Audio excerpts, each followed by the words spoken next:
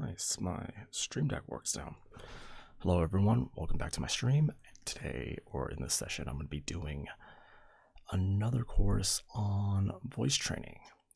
I started this course like maybe 2 months ago, and I never got around to doing it on a consistent basis. So I'm on day 10 of 30. So here it goes. Hello, welcome to day 10 of the course. Can you believe we're a third of the way through the course? I really hope you are learning loads and every... Hello and welcome to... It may seem to you that we're going at different voice and communication skills subjects almost randomly. Well, let me just explain again why we're doing this. You see, every one of us is different. Every one of us has things we need to improve. However, there may be some aspects of voice that you may be perfectly happy with, and these aspects don't need that much improvement.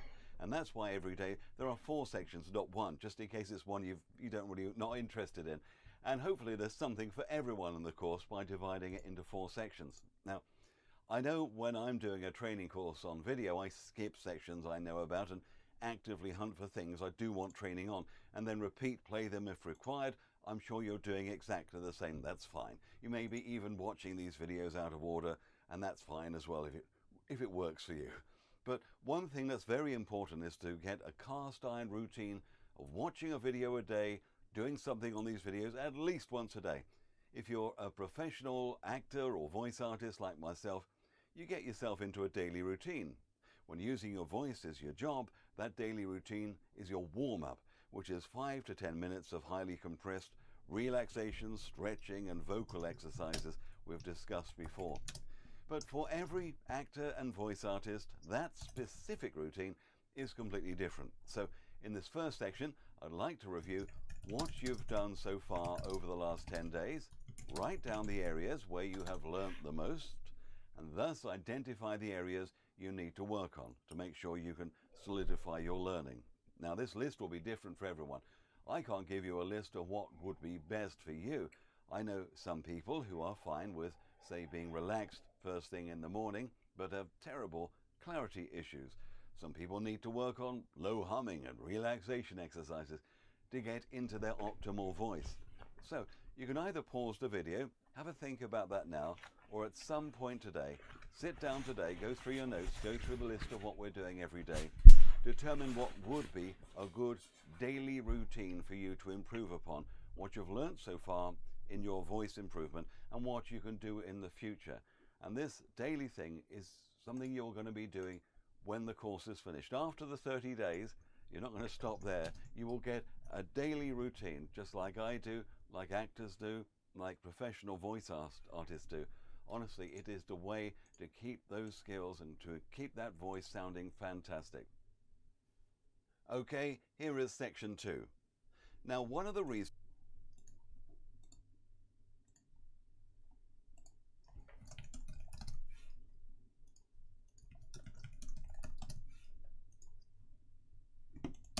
you may be doing this course on improving your voice is that you want to improve your chances of communicating well with people that you are attracted to. Now, I'm not about to turn this into a how to chat up people type of course, but what we're doing together is basically learning good communication skills. Voice improvement is an important part of the mix, and once you've improved the physical capabilities of your voice, it's important to understand human communication skills so that you can make the most of your new voice. Now, I think we all agree that a strong, authoritative voice will command respect and interest from people that we meet, but this could go to waste unless you're very careful. So, let me go through some pointers now that might help you when you find someone that you are attracted to and you want to take the relationship a bit further, shall we say. So first of all, let's talk about questions. And no, the first question you ask of your new friend is not, do you want a drink? Because unless you have a wingman or wingwoman in the wings to actually physically purchase the beverages, you'll have to go to the bar while your potential new friend is left on their own. But the problem with a question that has a closed answer, like, do you want a drink? Or, nice bar this, isn't it? Or the awful, do you come here often? Well, all those types of questions are likely to end in either a yes or a no or don't know.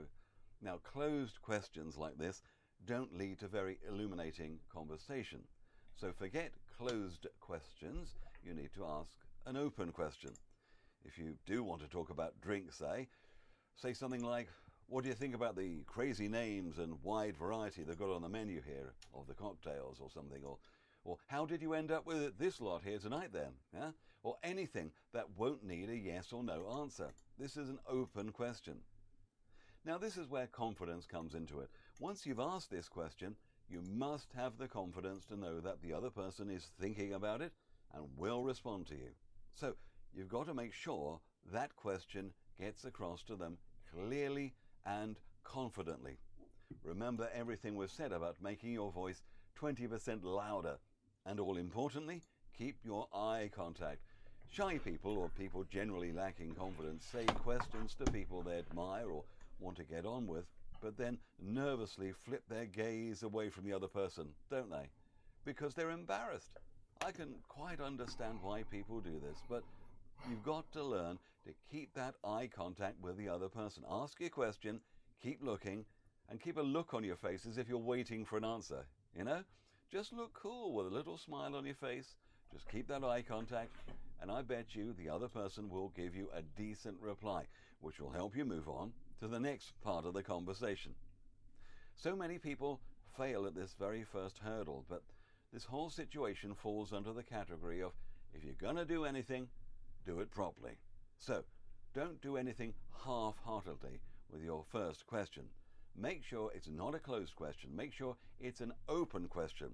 Make sure that volume is up 20% more than your normal. Make sure they're listening to you. Make sure you've got their attention, and keep that eye contact. But what if the person that you're really attracted to is with a group of other people in a loud situation like the back of a concert hall, a bar, a business conference at lunchtime, that sort of thing, you know? Well, the old trick you could use is to pretend that the noise and bustle is getting to you more than it really is. You'd say something like, oh, sorry, look, I can't hear you with all this stuff going on. It's so busy and noisy here, isn't it? Should we go over there where it's quieter or outside?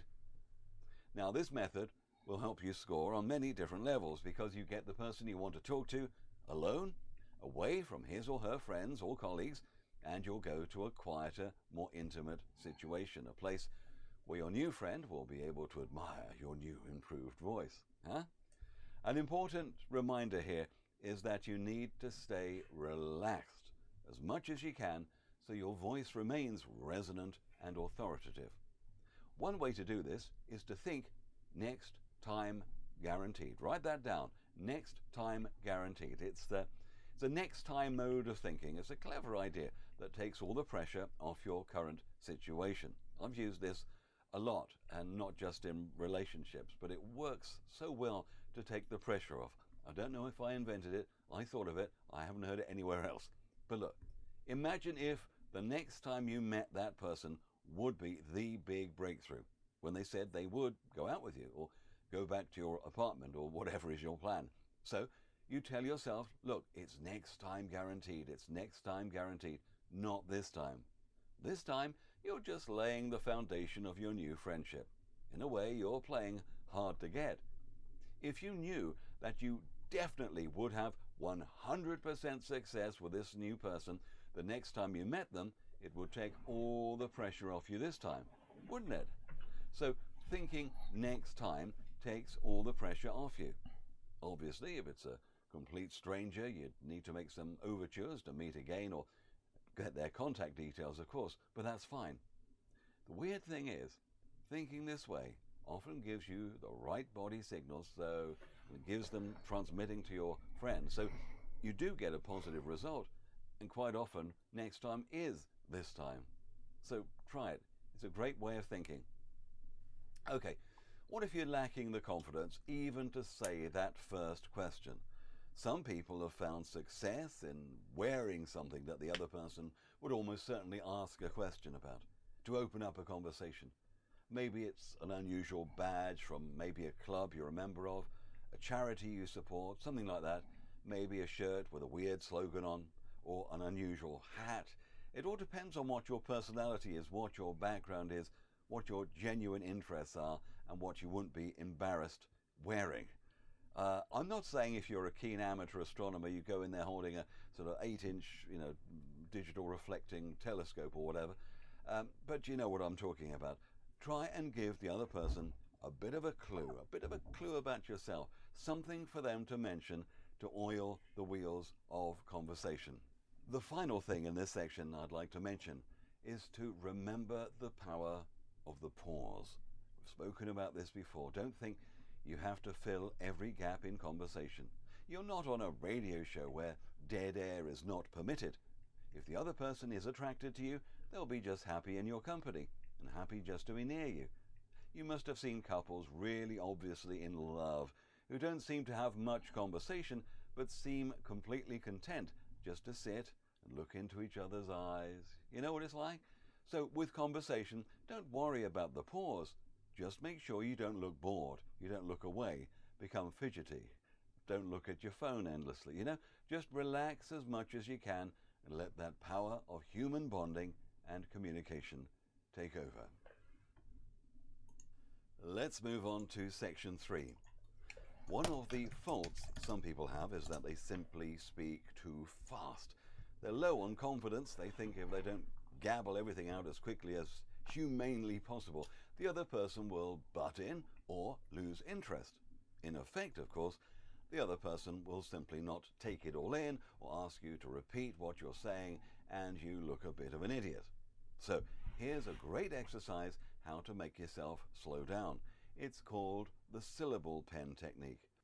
You simply hold a pen in your hand, and for every syllable you beat down like that. You see, because you will find that if you have to beat every syllable, it would be impossible to speak extremely fast, as it would be physically.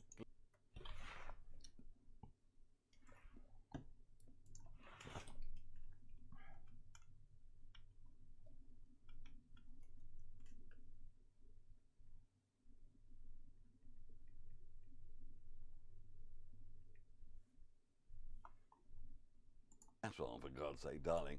Using that technique, along with a bit of a boost in confidence, will slow your speech down, and it's easier then to be understood by everyone.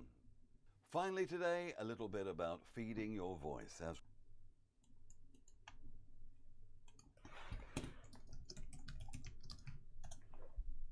we've mentioned before, it is important to keep yourself physically and mentally healthy to help your voice develop and remain strong.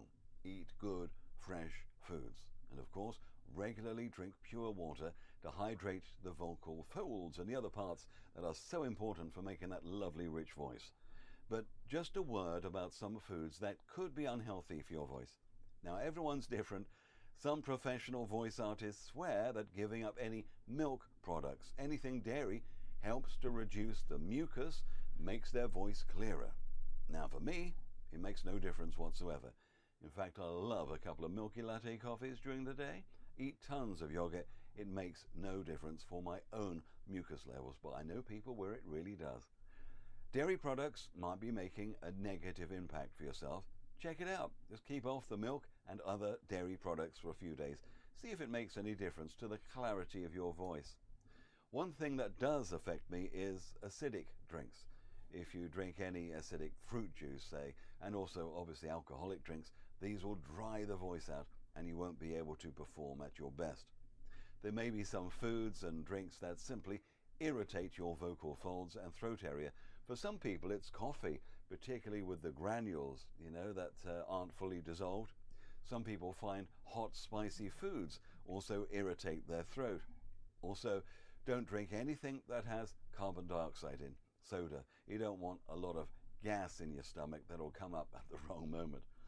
So at the end of the day, water is the best thing for any voice artist or actor to drink, and that means for everybody who wants a decent voice.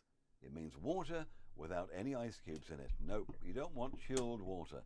The last thing you want is for your voice mechanism to cool down too much. So room temperature water is absolutely fine. Don't freeze your voice. Okay, that's the end of day 10. I look forward to seeing you tomorrow. Hello and welcome to day 11. Now, Anything we do in life is a result of repetition. Once you learn to walk, you carry on walking, and then you learn to run. You know what I'm talking about. For example, if we repeatedly talk about how sad we are, we eventually convince ourselves we are sad and become sad permanently. If we repeatedly practice a musical instrument, we could become a virtuoso. If we repeatedly go to the gym and work out well, we become fit and strong. But repetition becomes a little bit boring. So for the first time today, we're going to repeat the invisible straw technique, but with an activity that gives very similar results by using a real straw. Remember, in the invisible straw technique, you're strengthening your muscles around your mouth area that will help to tone them, to promote clarity in your voice, so it helps you to take deeper breaths from the diaphragm. Now, we're not going to suck today, we're going to blow. I want you to take a straw and an empty matchbox.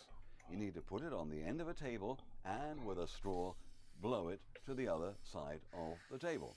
Yes, you can cheat if you want, take the matches out if you like, but take a really good deep breath from the diaphragm.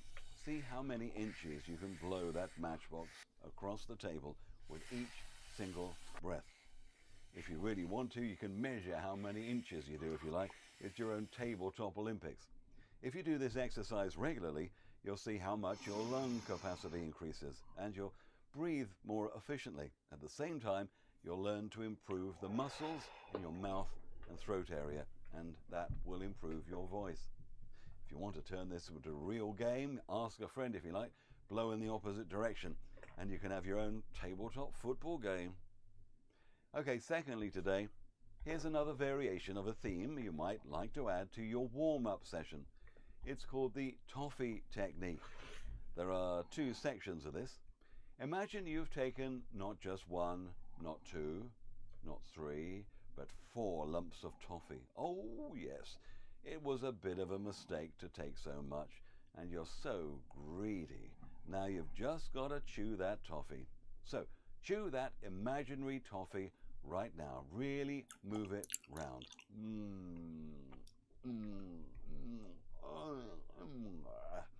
Make sure your mouth and jaw moves in every direction.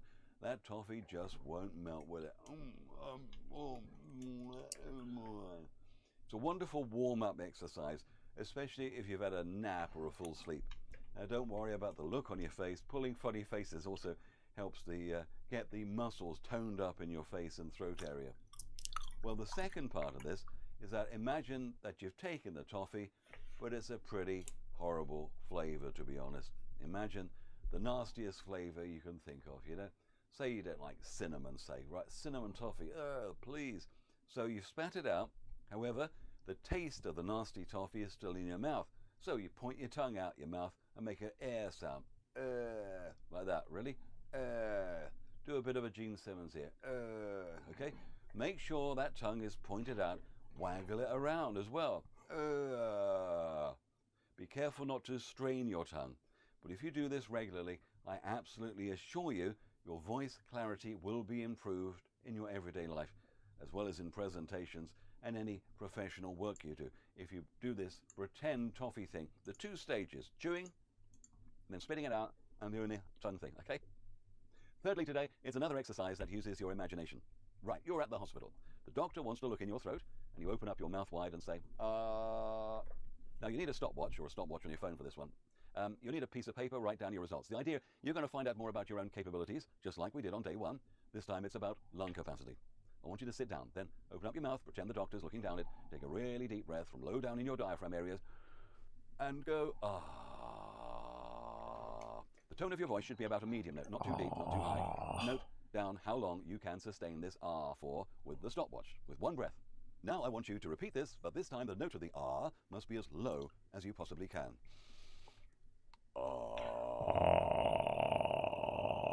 Right? If you can remember the resonant note exercise we did in an earlier module on day 7, if you can remember what that note was, and your musical, maybe you've written it down on the piano or something, then try and hit that. Take a deep, deep breath, see how long you can sustain that ah for. Now, tell me, is the deeper note longer or shorter than the medium note? Try this a few more times. In fact, the best of 3 would be more accurate, okay? So stop the video and do that now. Okay, I want want you to repeat this exercise saying a medium tone ah and a very deep ah, but not sitting down, but standing up. Okay, stand up, relax the shoulders, feel good about yourself, look to your posture, feel like you're being pulled up like a puppet on a string. Simply do that exercise again. Now at the end of this, I want you to look at your results. What does it tell you about your lung capacity? Now usually people have greater lung capacity standing up than sitting down. Usually people can sustain a higher note than a lower note with the same amount of breath. In other words, if you want to speak with a deeper, more resonant voice, it generally uses more fuel. So that's why it's more important than ever, if you want a lower resonant voice, to learn decent breath control and get the maximum amount of air in your lungs in the most effective way possible. Okay? And finally today, it's time for another tongue twister. This particular one is very useful for people who have the tendency to say the letter R as the letter W. There are various names for this tendency. Some call it a speech impediment. It can be quite endearing, but people do unfortunately make fun of this tendency. Famously, it was featured in the Monty Python film Life of Brian with Michael Palin, Willis Wadwick and all that. Now, no matter what you call it, it is an impediment to good communication because you've got to communicate effectively. Along with any very strong regional accent, it's something that you should try and tone down to maximize the strength of communication you have in your speech. So here is today's tongue twister. Around the rugged rock, the ragged rascal ran. And then you get faster and faster. Around the rugged rock, the ragged rascal ran. Around the rugged rock, the ragged rascal ran. Around the rugged rock, the ragged rascal ran. And whoa. Let me write that down.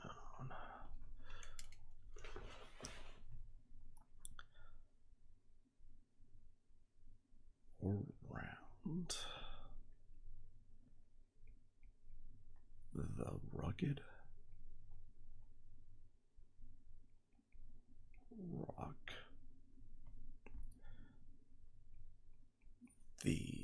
ragged rascal ran.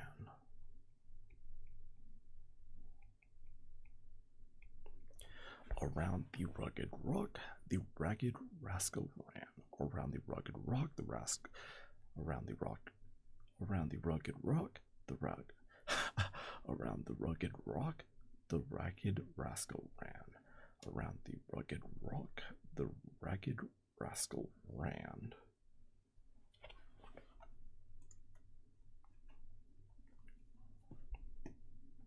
and so on and so on and so on. That's all for today. I look forward to seeing you tomorrow.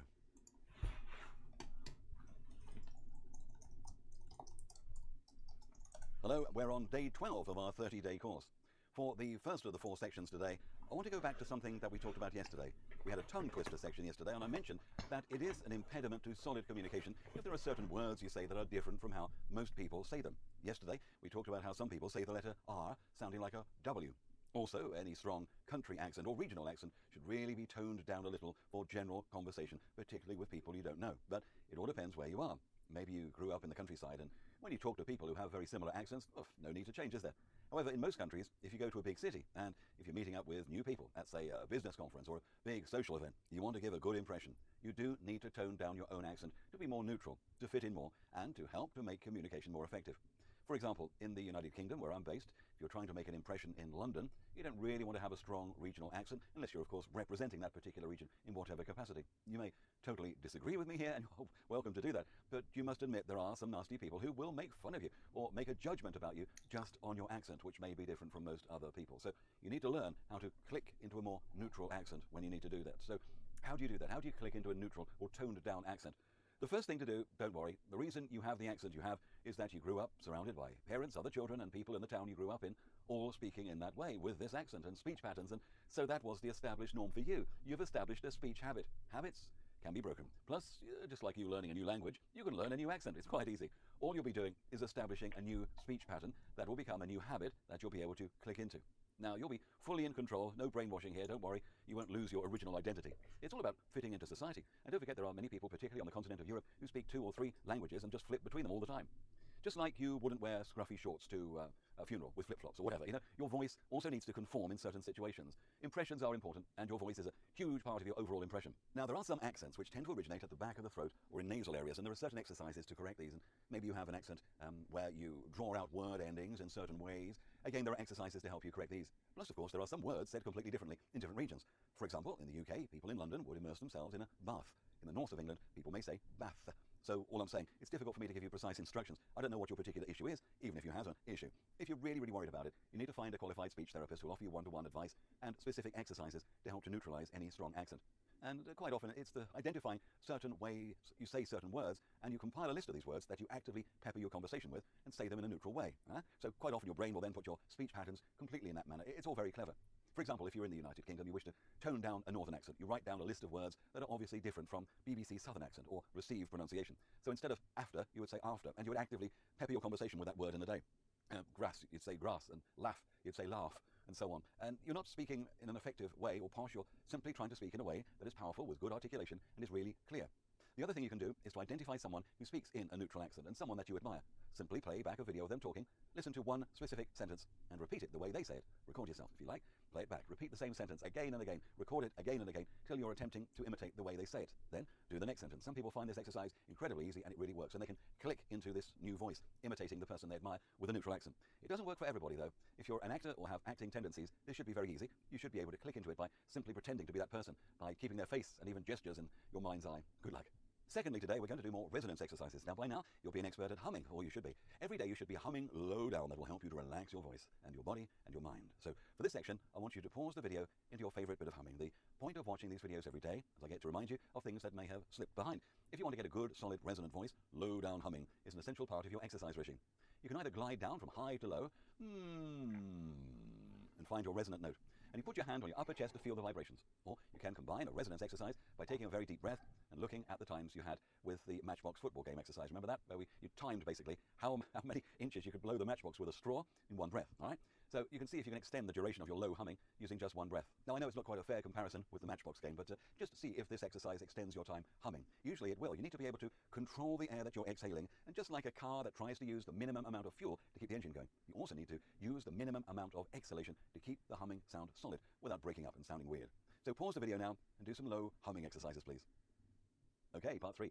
This is a simple reminder about your hydration levels. Alert, alert. Earlier in the course, on day 4 it was, I talked about how important it was to drink water.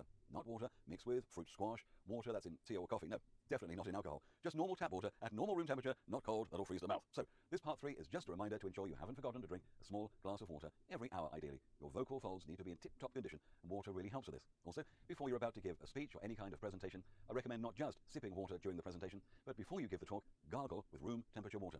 This gets any bits of food and other nasty bits and pieces, gives you a nice clear voice. Finally today in part 4 we're going to do something else on volume. So much of what we're doing is identifying how our bodies work, the limitations of our voice, understanding where it's good, where it could be improved. We've already done work on breathing, understanding how much breath we can actually take in and using it in the most effective way. So for this exercise, the emphasis is not on breathing, but in how we can adjust the volume control of our voice to maximum efficiency. Now I'm going to put a sentence on the screen. I want you to start with the softest possible voice and end with the loudest possible voice, all right? As we said before, the softest voice is not a whisper. A whisper can actually strain the voice. Funnily enough, people who have had throat operations who are told not to speak at all for a while, and definitely not to whisper, they think, well, whispering's all right, isn't it? Actually, it's really, really bad for you. When it comes to the loudest voice, again, I'm not asking you to shout. It's the loudest voice possible, but without breaking into a shout. So here's the sentence. It doesn't matter about when you're taking your breaths or even how you are saying it, merely emphasis on the right words, although it's good to think of this if you can. I want you to control that volume at the beginning on the minimum, at the end you're on maximum. And I don't want you to get to maximum before the last word, or not reach your loudest voice before the last word you understand, okay? If you didn't understand that, here's my attempt.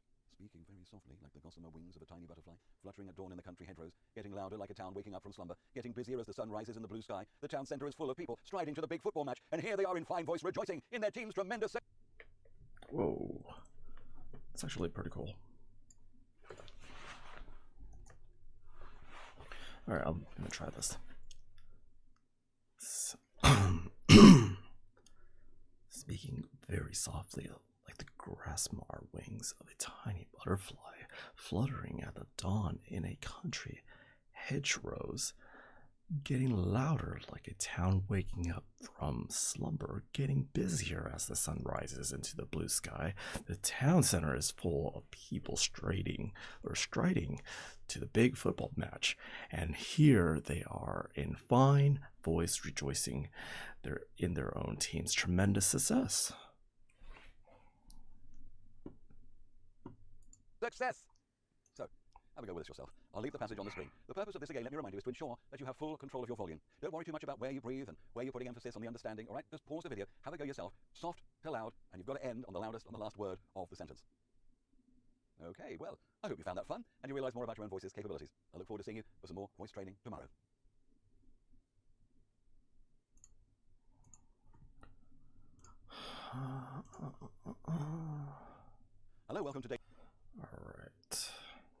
my stream time? 32 minutes. Cool. I am going to take a bit break. BRB.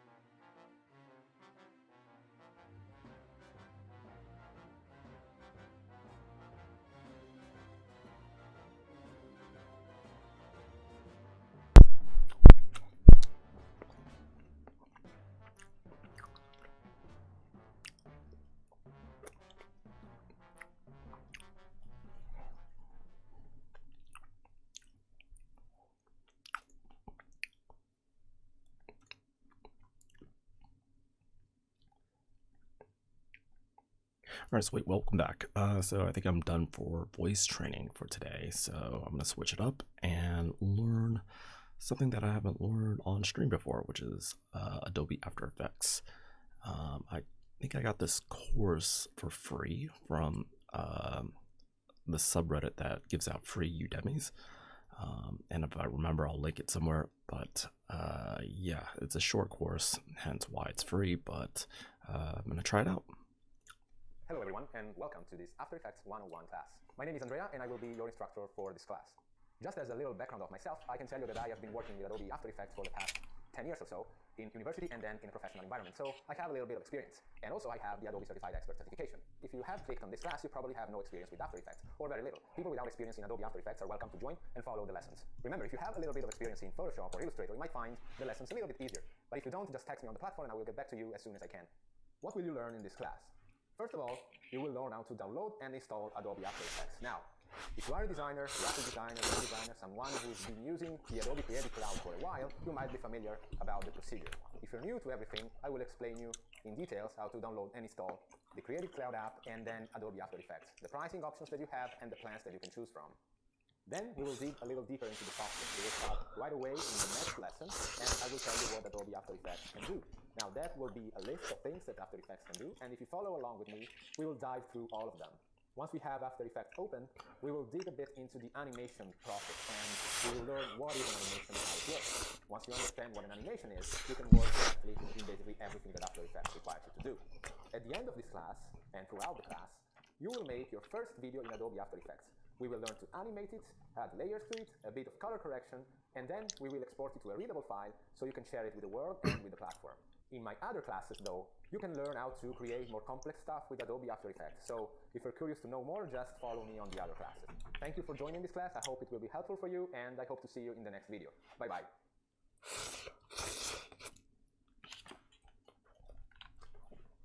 Hello everyone, and welcome back to this Adobe After Effects 101 class. In case you missed my previous video, I am Andrea, and I will be your instructor for this class.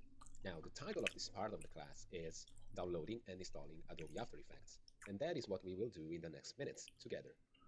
Now, as you can see down here, I already have Adobe After Effects and another app called Adobe Media Encoder installed. So I'm gonna repeat the process with you, but I'm not gonna see it till the end, just because I already have them. Of course, you will have to click a little more times than me in order to download and install the app, but I will guide you through the process anyway. Now, the first thing you need to do is open up a browser. Any browser will do. I opened up Google Chrome. Now remember, if you already have an Adobe software installed, it might be Photoshop, Illustrator, or whatever, you don't have to do this process because you already have the Adobe Creative Cloud app and you can just download and install Adobe After Effects from there. But if you need to upgrade your plan, or this is the first time you download anything from Adobe, you need to follow me. The first thing you need to do is just Google Adobe Creative Cloud. Now, in case you don't know, Adobe used to sell its applications as a single package. You either had to download them all and pay for all of them once, or you could just purchase a single application, Photoshop, After Effects, etc., etc. A few years ago, probably pay annually, you just create it. You can upgrade the plan, for example, going from After Effects to the entire suite. You can download After Effects for the first. This is the user interface for the first time. Just click on its icon at the bottom of the screen if you're using a PC, or its icon in the taskbar if you're using a Mac. Now this might take a while, but in general, it should be pretty easy. But don't worry, if it freezes up a little bit while it says here, Initializing Media Encoder, or Media Encoder, it happens. And this is the interface that welcomes you the first time, or basically every time that you start Adobe After Effects. You have two windows, one on the top and one at the bottom. Now the one at the top asks you what you want to do with Adobe After Effects this time. For the sake of getting rid of this window, I'm just clicking on New Project for now. And this is the user interface of Adobe After Effects. At least this is the default one, because of course, as with most Adobe software, you can customize it as much as you want. In the next videos, we'll have a look at how to customize the user interface, how it works, its panels, its viewers, its viewfinders, and everything. We will start to get a glimpse of what Adobe After Effects can do, so make sure to follow the class. As always, text me on the platform if you have any doubts, and I'll see you guys in the next video. Bye-bye. Hello everyone, and welcome back to my class. As always, I'm Andrea, and I'm your instructor. In this class, we will quickly go through what Adobe After Effects can do. Now this is a list of things that I took from Wikipedia a few months ago. It works, it's kind of complete, and it gives you a general idea of what you can do with After Effects. So let's jump in. You already have Adobe After Effects installed, so don't just go watch my previous video where I teach you how to download and install the software. Number 1, non-linear editing. Now, non-linear editing is what you can usually do and what you usually do with other software like Premiere Pro, for example, or Final Cut. Adobe After Effects can handle it pretty badly, but you can still do it if you need to. Number 2, compositing. Compositing is one of the areas where Adobe After Effects shines. Now, in order to understand what compositing is, imagine that you have layers of things, of images or videos that you want to put one on top of the other. In Photoshop, for example, you can add something to a picture or photograph and make it look like it's there. For example, you can add your grandmother in a picture of all your family. In After Effects, things are similar, but with video. You can add something to a scene that wasn't there and make it look like it was there in the first place. Number 3, motion graphics. Now, motion graphics is a little bit easier to understand.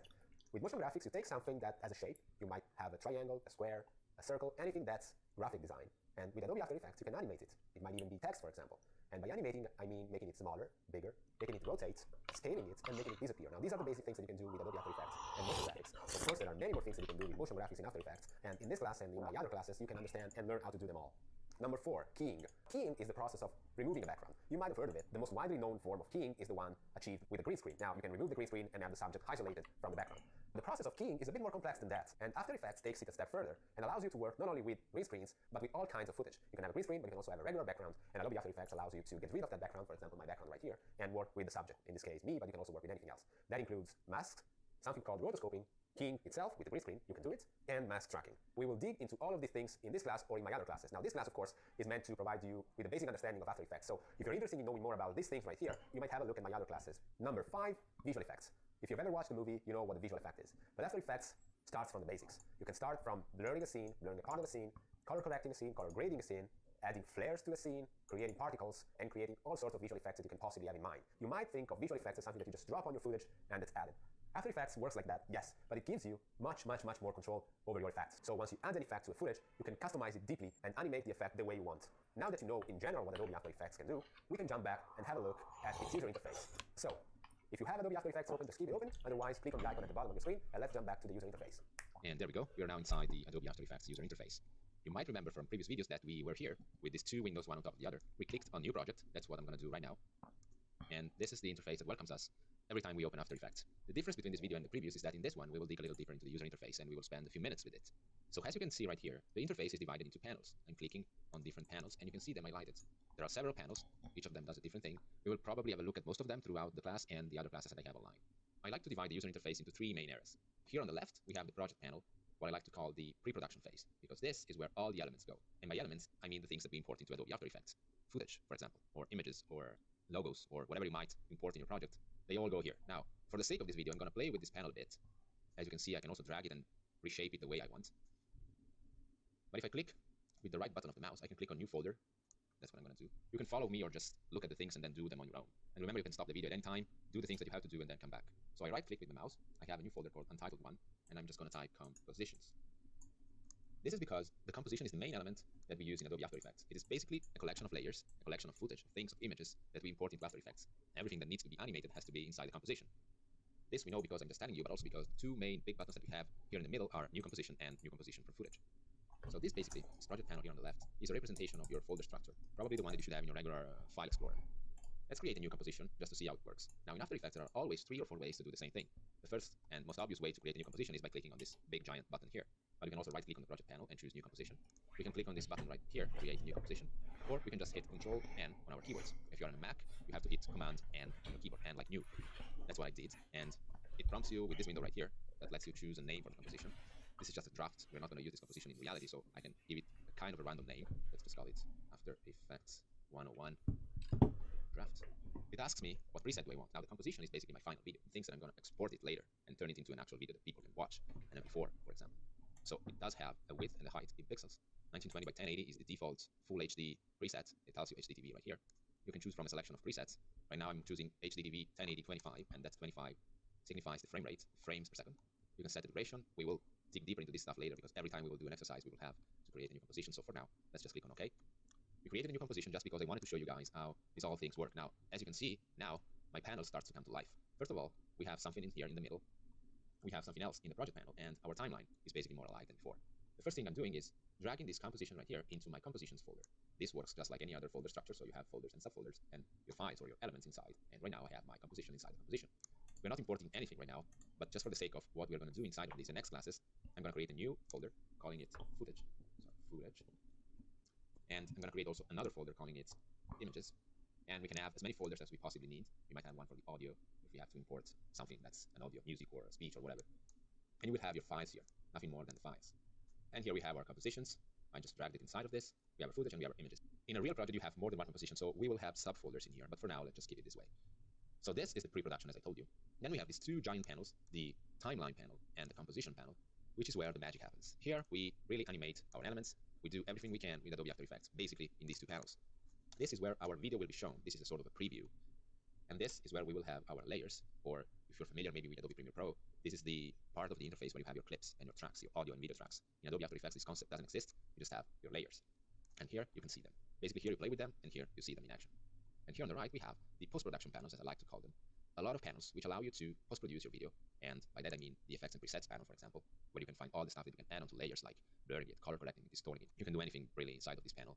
There's your keying options, which we discussed before, where you can add the green screen remover to your footage if you have a green screen.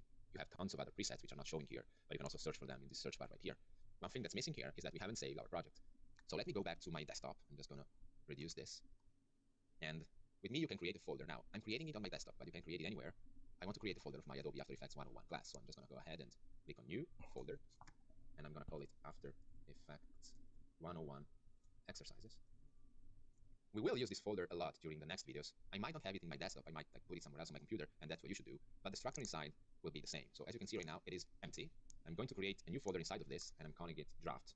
And here, basically, I will have all the exercises that we do, all the folders, each one for each exercise. And inside of this, we will recreate the structure that we are giving in Adobe After Effects. So we will have our audio, our footage, our images. Of course, we will not have the compositions because that's an element that lives in Adobe After Effects.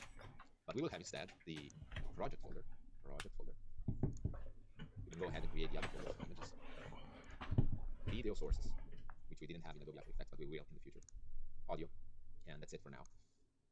And I'm going to save my Adobe After Effects project into this project folder right here. So let's go back to the software.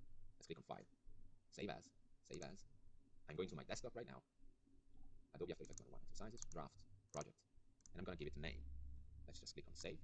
And as you can see right here, it's telling me where my project is saved. Now the AEP is the file format that Adobe After Effects uses. Just like, for example, Photoshop uses the PSD. And I have my project right here, draft.aep. The AEP file formats that Adobe After Effects create doesn't work like the PSD that Photoshop uses. And the difference is basically that in Photoshop, everything that you put inside your PSD is embedded into the final PSD file. So basically, if you have 3 layers, each with a JPEG of 3 megabytes, you end up with a PSD that's roughly 9 megabytes, or a little more in case you're adding effects or whatever. After Effects doesn't work this way. Everything that you import in here is not going to be part of the AEP. The files that you import, the footage, the images, the audio, they're all linked, they're not embedded. That is why keeping an organized file structure will save your life, basically, because you will have your audio here, your images here, your video sources, or your footage inside of this, and you cannot just copy and paste this AEP in another computer and open it up. You have to have the entire folder. Basically like Adobe InDesign. If you've ever used it, it works in the same way. First thing you have to remember when using Adobe After Effects is create a decent file and folder structure, because you will need to use it on a daily or regular basis. And this is especially important if you're working with someone else. Now let's go back to the interface for a while. I have my interface right here.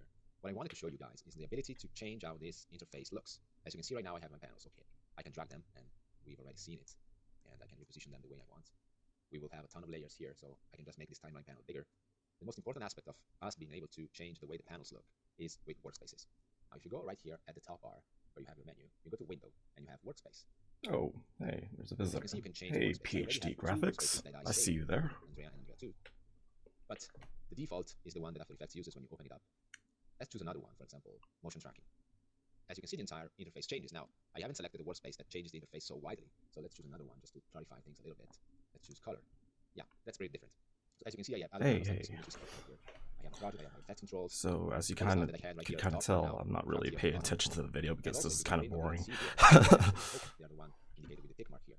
All the others are closed or non-visible, and if you click on any of them, you can open it, and it opens somewhere.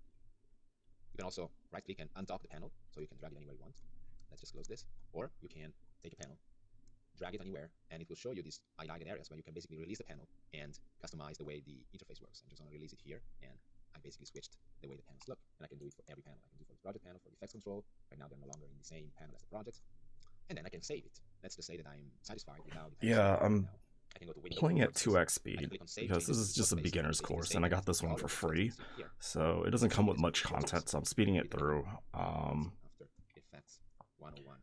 Actually, probably gonna start doing things on And now this tell me section right here. Workspace right here. Everything You else can also seems choose it pretty from self-explanatory based So that's it, on guys. In the next my videos, we will knowledge of start other animating things. Adobe So don't products. worry, we will start We will have a deep look at the timeline right here. It will start having a life on its own. We will have a lot of things right here. Just click on the next videos, and I hope we will create a nice video together. Bye-bye. All right, I think I'm gonna start doing some actual work here. Hello everyone, and welcome back to this class.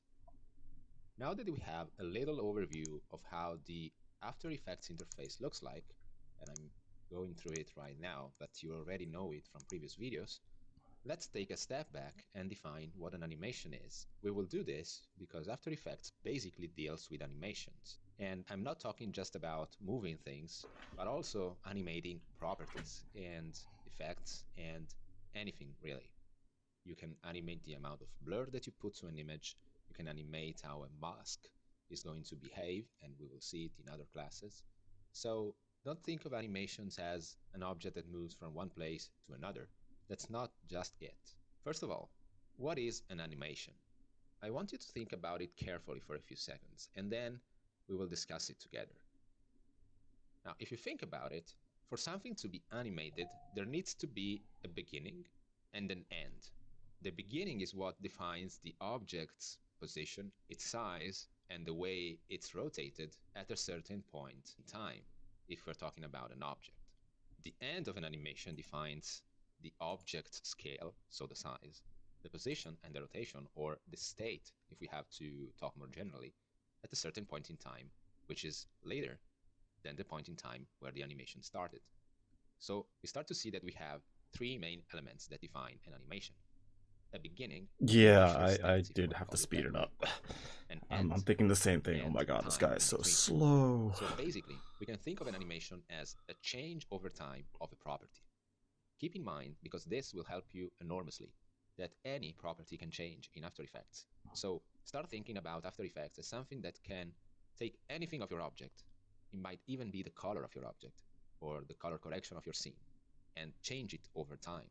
This is what makes After Effects different from, say, Photoshop. There used to be a way of saying that Adobe After Effects is Photoshop with keyframes. That's not the entire story, but you can think about After Effects that way if you wish, at least for the beginning. This file that I have open right here is the file that we created in the previous video. I'm going to create a new file right now because we're going to create a little and very short animation in this video just to get you started.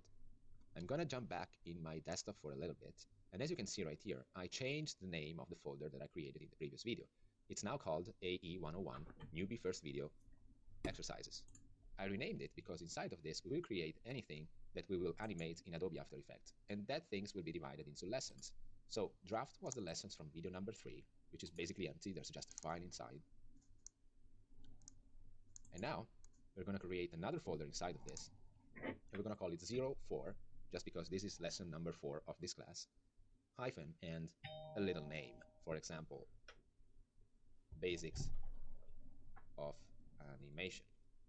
Inside of this new folder right here, I'm going to create the same folders that I have created in the other folder. So new folder, project, and that is the folder that we will need for now. So I'm going to stick with that one alone. Let's open up After Effects and create a new project. From now on, I will probably go a bit fast in the videos, just because I know that you guys can pause the video anytime you want, go back and review it. So I will try to pause for a few seconds from time to time so that you're able to stop the video and go back without wasting too much time. I'm going ahead and clicking File, New Project. I will create a new composition, and I'm renaming it 04 Basic Animations. Just because I'm trying to keep a consistent file structure and naming between the compositions, the project file, and the folders. 1920 by 1080 Basic is fine. animation. If you don't have these numbers, you can type them right there. So 1920 by 1080. 25 frames per second is fine. Let's just make it shorter for now. Let's do 10 seconds. Square 10. Okay. Ooh. 20 by 1080 is fine. Alright, so for frame rate is 25 square pixels, resolution full, and duration I think he changed it to 10 seconds maybe? 1920 by 1080. 25 frames per second is fine. Let's just make it shorter for now. Let's do 10 seconds. Yeah, seriously, 5 minutes on like naming a file. This button right here. Oh crap, I missed it again. Numbers, you can type them right there. So 1920 by 1080. 25 frames per second is fine. Let's just make it shorter for now. Let's do 10 seconds. Okay, cool. And click OK. Wait, how did he get a transparent background? Is fine. Let's just make it shorter for now. Let's do 10 seconds. And click OK. If you what? see it black, it's just because you have this button right here. Oh, down okay, at the bottom cool. of the composition panel. This So, button right here selected. Now what this does is toggle between oh, black okay. and That's what transparent it background. is. I like to keep the background transparent because it tells me that actually there's nothing in these compositions, not even a background. I like to create a background myself, and we will do it in a few seconds. As before, I'm moving this composition here into a folder, and I can do it also by dragging it to this icon right at the bottom of the project panel, and it puts the thing right into a folder, which I'm going to call compositions. Click OK. Oops. And I'm going to save the project. I'm going to hit Control S, and I'm going to save it in my desktop, the folder that we just created, Basics of Animation, Project, and inside, I'm going to rename it in the same way, Basics of Animation. And just click on Save for now. Now that we have our file ready, let's take a little step back and have a look at the properties that After Effects can animate, the basic properties, because remember there are tons of them, but the basics are quite easy to understand.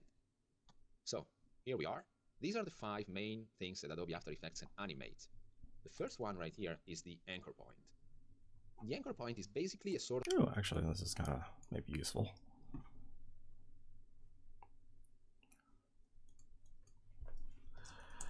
Search for...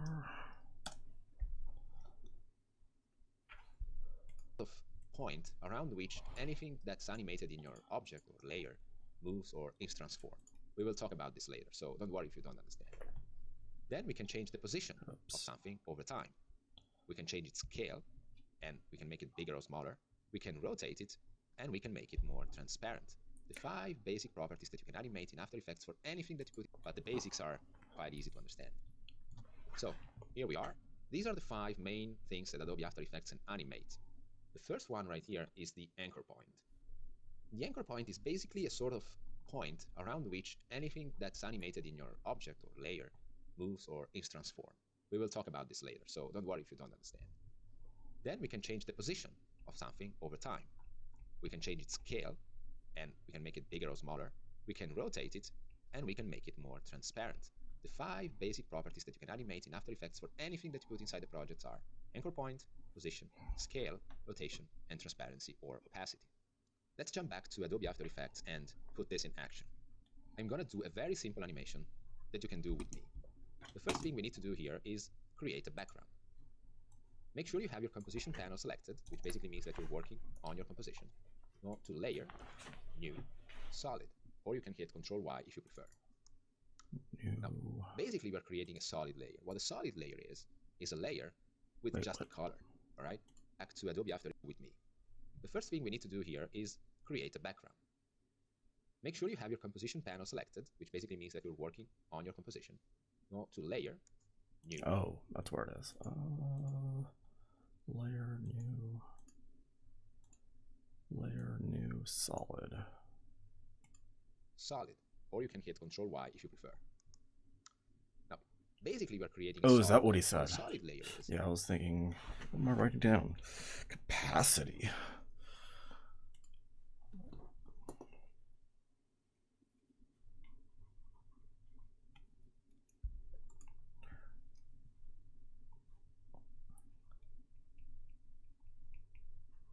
There we go. That makes more sense.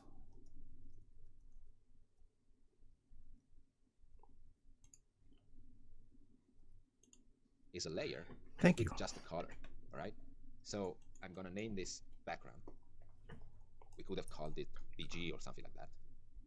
It tells you the width and the height of the layer. 1920 by 1080 is very fine because we want it to cover the entire composition. But you can also make sure that it covers the entire composition by clicking on Make Composition Size. And then if we click on the color picker down here, we can choose the color of our layer / our background. Choose a random color. You can move the slider, or you can move the pointer inside of this. This works basically just like any other color picker that you can have in other Adobe software or even in Microsoft Word, as far as I can tell. Choose a color that you like. Click OK a few times. And you have your first layer in Adobe After Effects. The layer appeared down here in the timeline, and its name is background, the name that we gave it. It has a duration in time, which can be seen right here. Keep in mind that your timeline right here is the most important part of After Effects that you have to remember and use it all the time. This indicates the duration of the layer in time. As you can see, I have the colored layer that goes from here to the end, to our 10 seconds. I can grab the end of the layer, click and drag, and it will reduce the time in which the layer is shown in the composition.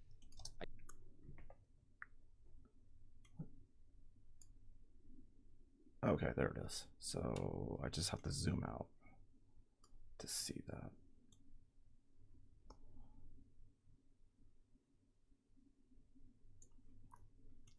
I also have this current time indicator right here that I can... Oh, my nemesis, layers. What software do you work with? Or what Adobe software do you work with that uses layers?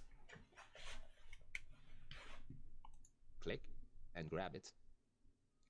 And you can see nothing changes. But as soon as I get to the end of the layer disappears from the composition. This is because layers in After Effects can also have a duration in time. So not only they can change their properties in time, but they can also disappear in time because they are no longer there and they are no longer useful, for example.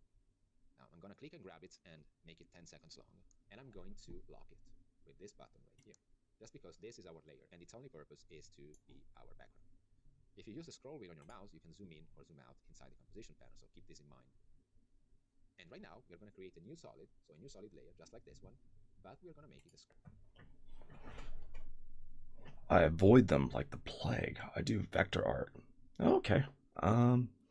Which software do you use to create vector arts? Square. So we go to layer, new, solid. Let's call it square, and let's give it an even number of pixels in its width and in its height, so something like 350 by 350.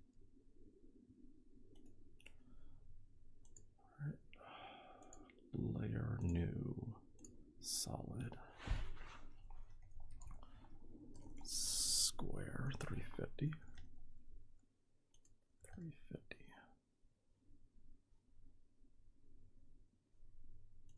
After Effects keeps the last color that we used, and we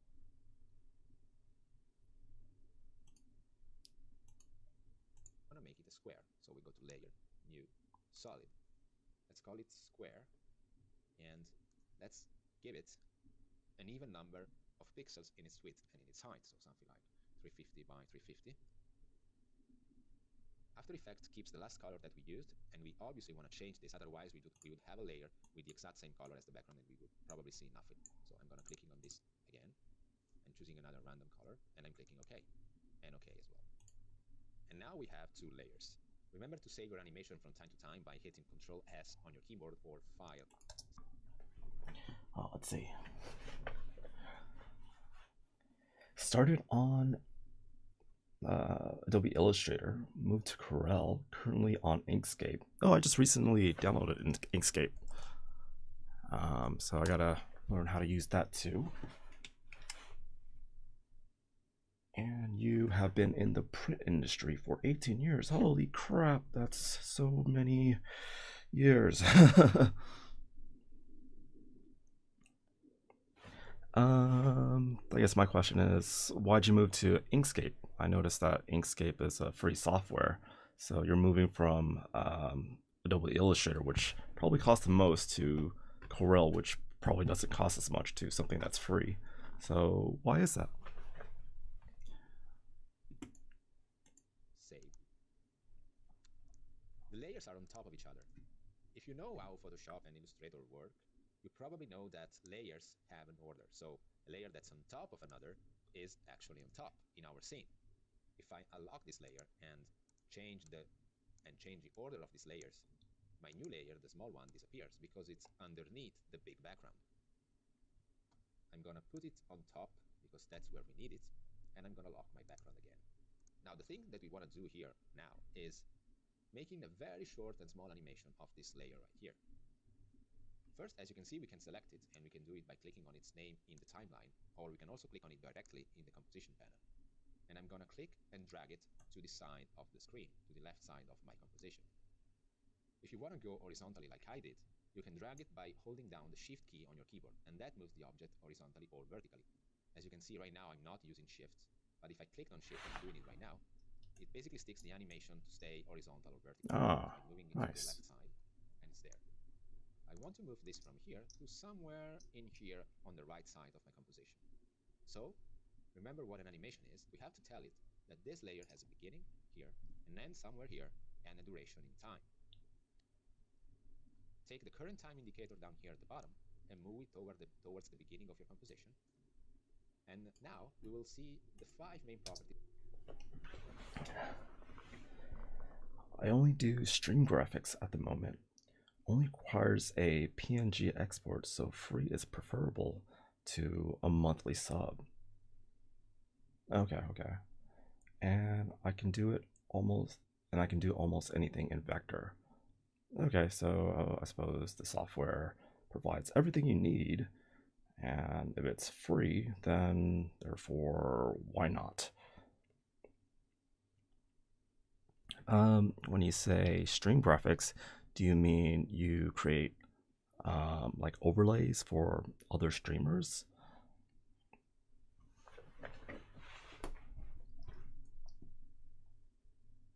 That I mentioned before about a layer. And to do that, you have to click on this little arrow right here, transform, and there you have it. The 5 main properties that you can animate about any layer. Its anchor point, its position, its scale, its rotation, and its opacity. These numbers right here indicate the position in pixels of a particular property. How did he get all that? Oh no, right here. So I had to, what do you call that? Click on this button so that the drop down thing appears. All right, cool. The anchor point in the position, for example. Oh, I think he moved this blue thing over to 1 second. So I'm gonna do that too. Zoom in a little bit. And the position 0, 0 is at the top left corner of the composition. So an object that stays there would have its position at 0 and 0. The anchor point position tells you the position of the anchor point within your layer. We know that our layer is 350 by 350, and the anchor point is this little dot right here. And as you can see, it's right in the middle, 175 and 175. There are 2 numbers because the first one is the horizontal position and the second one is the vertical position. Here and here, they work the same way. We have the scale, and again, horizontal scale and vertical scale. If you click on this button right here, you can change the scale horizontally and vertically without them being linked together. I'm going to hit Ctrl-Z a couple of times. The rotation is self-explanatory. These axes right here indicate the number of revolutions that the object does. So I can rotate it with degrees, or if I wanted to make an entire revolution, I can just type in 360 or 1x. It exactly is the same thing. For now, we are just going to start with the position. Remember that we have... Let's see. Streamer logo, banner screens, overlay panels, etc. Well, that's cool. How do you usually get customers?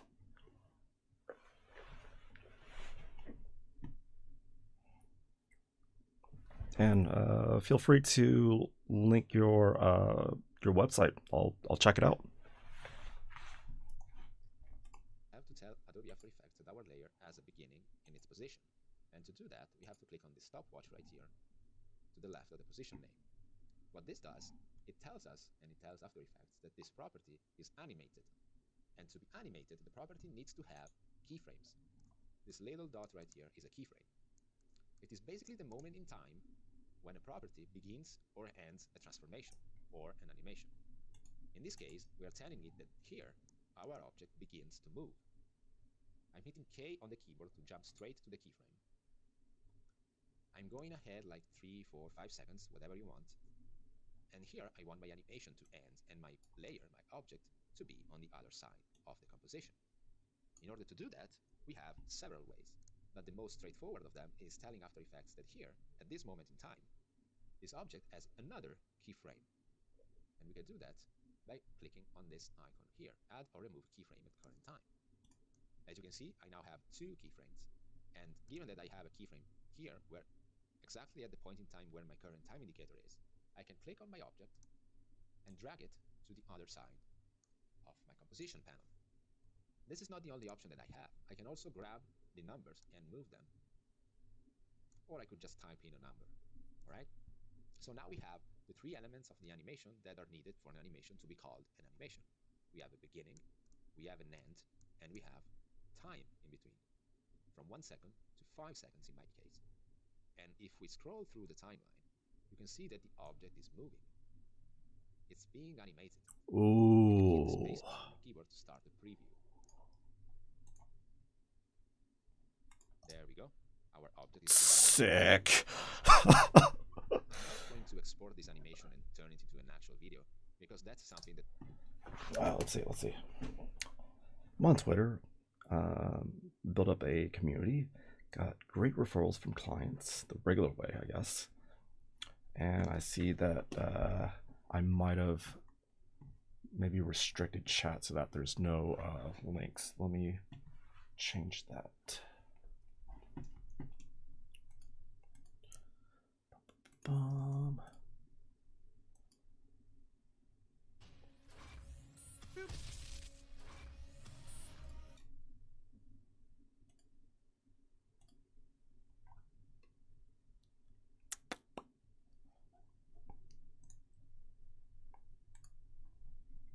Oh, there it is. Wink. There we go. Try beaming over that link again.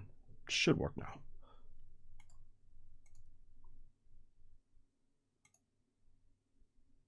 Yeah. Oh, sweet.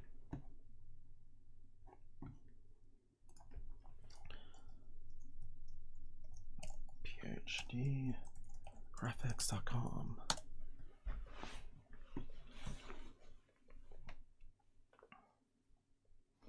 Oh, this doesn't look too good on my browser. Maybe I need a... Okay, there we go. Ooh, that's not good. Half size? Or is it because my zoom level's off? Or is it because Chrome does not like this website? All right, let's try Firefox.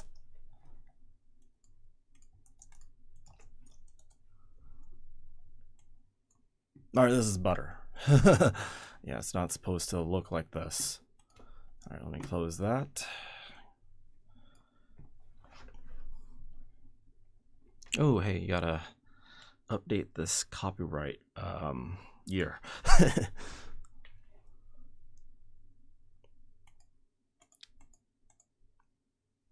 Oh, I like this. This is kind of cute.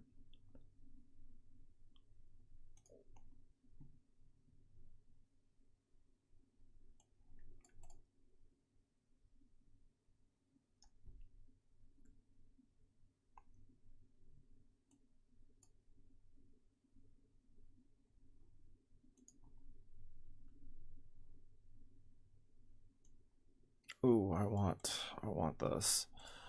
I want my channel pimped out. What? But I don't want to sign up for anything.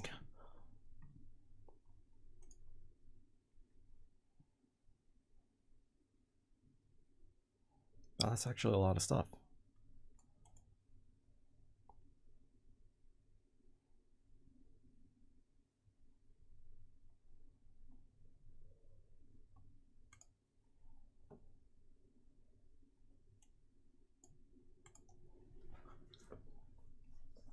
Oh, you're from Auckland, New Zealand. That's cool.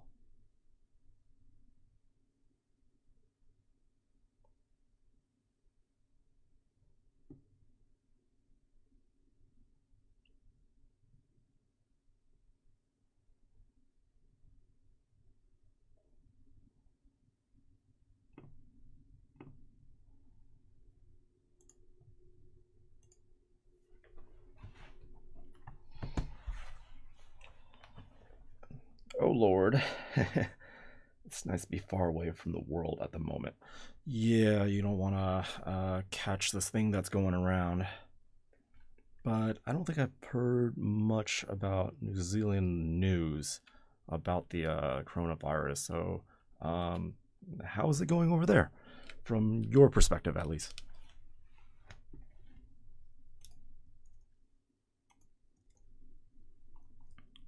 Cool. Thanks for sharing your site with me.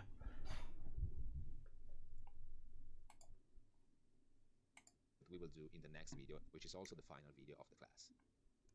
But just keep in mind that what you did right here with the position, you can do with any property in After Effects. So not only these 5 main properties right here, which you can find in any layer, but also with effects, post-production elements. Remember K and J to jump from one keyframe to another, and this is very useful if you want to click on the exact keyframe in the timeline. Save the project if you haven't done it, so save, file, save. I cannot do it because I already saved it. You should see your project in your folder. I have it right here, Basics of Animation, Project 04, Basics of Animation, Adobe After Effects. Oops. So not only these 5 main properties right here, which you can find in any layer, but also with effects, post-production elements. Remember K and J to jump Oh, from K and J, one keyframe that's to why. another, and this is very useful if you want to click on the exact keyframe in the timeline. Save the project if you haven't done it, so save, file, save. I cannot do it because I already saved it. You should see your project in your folder. I have it right here, Basics of Animation, Project 04, Basics of Animation, Adobe After Effects Project. And for now, we can close Adobe After Effects, and I will see you guys in the next video, where we will make our first real video that we will export it to a readable file so that anyone can see it. Okay. As always, thanks for staying with me till the end of the video, and I'll see you guys in the next video. Bye-bye. Hello, everyone. All right, let's see. We have 8 cases right now, all in isolation from airport. That's good. Confirmed patients. Okay. Yeah, I think 8 is relatively low for now. I wonder what the numbers look like. Coronavirus numbers.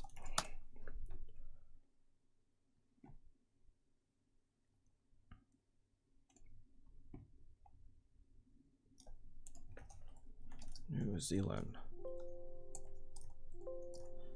Ah, you guys are way down here. Like, you guys had 4 new cases, maybe 8.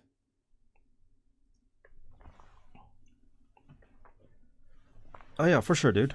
I'll let you know. Let me actually just sub to your channel so that I can remember. PhD graphics.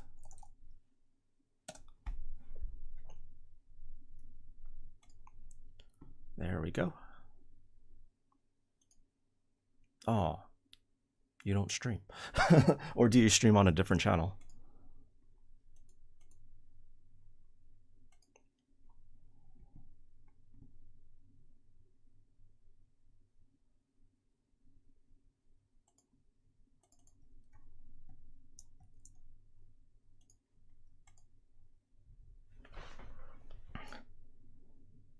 Oh, okay. So you don't stream. Why not? Do you want to? Or is it not something that you're interested in doing?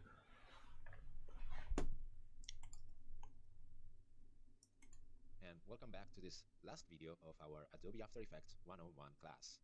You should have a pretty clear knowledge of what Adobe After Effects can do, how layers work, at least how solid layers work. We are coming from having created our first very small animation, which you can see right here. If you haven't seen this video, you can just go to the class and watch it. This was video number 4.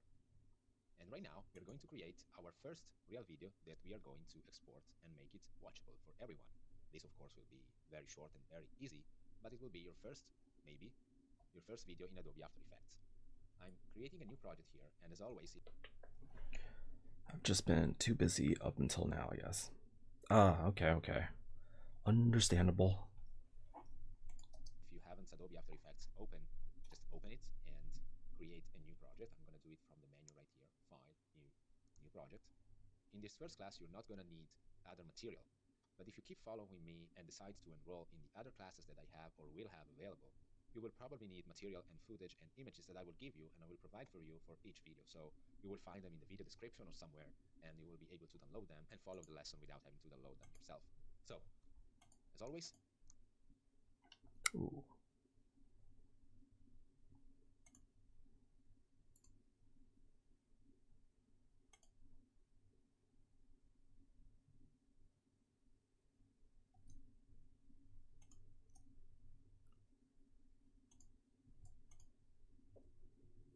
I don't want to view it, I just want to download it. How do I do that? Is there like a special key I have to press? Maybe hold alternate? Nope. How about Shift Control? Nope. Control. Nope. Shift Control. Nope.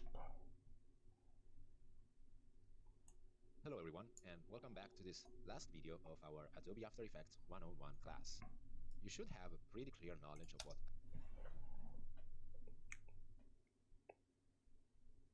Okay. For sure. When you're ready, when you have time. Adobe After Effects can do, how layers work, at least how solid layers work. We are coming from having created our first very small animation, which you can see right here. If you haven't seen this video, you can just go to the class and watch it. This was video number 4. And right now, we're going to create our first real video that we are going to export and make it watchable for everyone. This, of course, will be very short and very easy, but it will be your first, maybe, your first video in Adobe After Effects. I'm creating a new project here, and as always, if you haven't Adobe After Effects open, just open it and create a new project. I'm going to do it from the menu right here, File, New Project. In this first class, you're not going to need other material, but if you keep following me and decide to enroll in the other classes that I have or will have available, you will probably need material and footage and images that I will give you and I will provide for you for each video. So you will find them in the video description or somewhere, and you will be able to download them and follow the lesson without having to download them yourself. So, as always, the Adobe After Effects interface, which we should be kind of familiar with. I'm going to create a new composition, right-clicking, new composition. This is video 05, and we're calling it Hello World. 10 seconds is fine, 1920 by 1080 is fine. The preset is HDTV 1080 25. 25 is our frame rate, our frames per second. Click OK. As in previous videos, just put this composition into a new folder, calling it Compositions. I'm using the plural because we can have multiple compositions inside the project, and you will see them in the future. And I'm going to save the project right away. Control S. I'm going to save it in the class folder that we should already have, i.e. 101, newbie first video exercises. We have 04, basics of animation from video number 4. I'm going to create a new folder calling it 05-hello world. And inside, I will have a project folder. And I'm also going to do a render folder where we will have our exported or rendered video. I'm going to save the project into the project folder, calling it 05-hello world. Click save. And let's, for now, repeat the process that we already did in video number 4. So I'm going to create a background using a solid layer, hitting Control Y. Let's call the layer BG or background. Make composition size, and choose a color. I remember you that you can zoom in or zoom out using the scroll wheel on your mouse. Or you can also just open this drop menu here and choose percentage. I just find the scroll wheel a little bit easier. Let's lock the background because we don't need it anymore, at least for now. And now, because we want to write Hello World, we are going to click on this text tool. We have a bar here with some of the features and tools that you can use in Adobe After Effects. And for now, we are just clicking on Type tool. Click anywhere you want on the composition and type in Hello World! Exclamation mark. Ooh. It's obviously very different, so you can select it. Probably need a different And color. the character panel should pop open. If it doesn't open, just go to Window, Character. And here you can choose the font that you like, the style, basically like any other word processing app, the size, the leading, etc., etc. I'm going to choose Arial, just because I like it a little more than Times New Roman. Let's make it way bigger. I can also type in a number right here. Arial bold is fine. Anytime you want to exit the type tool, just click on the selection tool at the top left corner of Adobe After Effects and reposition this text in the middle. You can do it by clicking and dragging, or also using the Align panel, which you see right here. With the layer selected, and it should be selected, just click on Align horizontally and Align vertically. Now that we have it in the center, I want this text to be written like it's coming out of a typewriter. So to do that, there's an effect for it. We don't have to do anything, basically. You just go to the Effects and Presets and type in the search bar, Typewriter. As soon as you type the first letters, Typewriter should pop up. And to add an effect to the layer, you just click and drag it over the layer in the composition panel or in the timeline. It's the exact same thing, so I'm just going to drop it on the layer in the composition panel. And as you can see, it highlights the layer for me to let me know that it's applying it to the right layer. Wait, what? What this does is basically it makes the layer disappear. But if I move and scroll through the timeline, I can see that Oh. just what I can do and will do right now is selecting my layer in the timeline. It's magic. Now U is the Uber key. It allows you to open any kind of property that you have animated on your timeline. And given the fact that adding an effect like this basically animates the property of letters being written, we have 2 keyframes. Just like in the video before this one, where we added the keyframes to the position of our square, right now After Effects has added 2 keyframes for us in this range selector property, which of course is not part of the still existing main properties, right? It's inside of this animated one, which we don't really need to consider for now. So I'm just going to click U again, so I just see that. What we can do with this, though, is select the keyframes and drag them a little further in time. What this basically does, it leaves the first second of the animation without any text, and the text will be written from keyframe 1 to keyframe 2. And once we hit keyframe 2, the text is off. I can't select it. If we take a keyframe and put it closer to the other, it will make the animation a little bit faster. We can always hit the spacebar and see the main properties. How did you do that? It's inside of this animator 1, which we don't really need to consider for now. So I'm just going to pick U again, so I just see that. Oh, that's because it's What we can do here. with this, though, is select the keyframes. Or is it somewhere else? What this basically does, it leaves the first second of the animation without It's here. text, and the text will be written from keyframe 1 to keyframe 2. And once we hit keyframe 2, the text is all complete. If we take keyframe, Okay, I need to watch this again. we have 2 keyframes, just like in the video before this one, where we added the keyframes to the position of our square. Right now, After Effects has added 2 keyframes for us in this range selector property, which of course is not part of the still existing main properties, right? It's inside of this animator 1, which we don't really need to consider for now. So I'm just going to pick U again, so I just see that. What we can do with this, though, is select the keyframes and drag them a little further in time. What this basically does, it leaves the first second of the animation without any text, and the text will be written from keyframe 1 to keyframe 2. And once we hit keyframe 2, the text is all complete. Okay. If we take a keyframe and put it closer to the other, it will make the animation a little bit faster. We can always hit the spacebar and see the animation in action, and hit the spacebar again to stop. And we have a little text right here that appears. Okay, To I got it. this text, So, oh, by the way, one of the best Inkscape tutorials you can find on YouTube by a dude named Logos by Nick. Short, sharp, and to the point, and step by step. Let's check it out.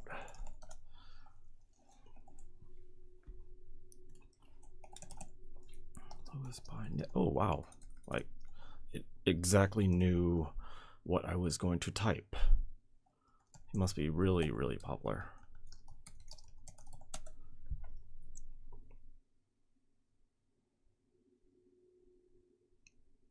Okay, 219K subscribers.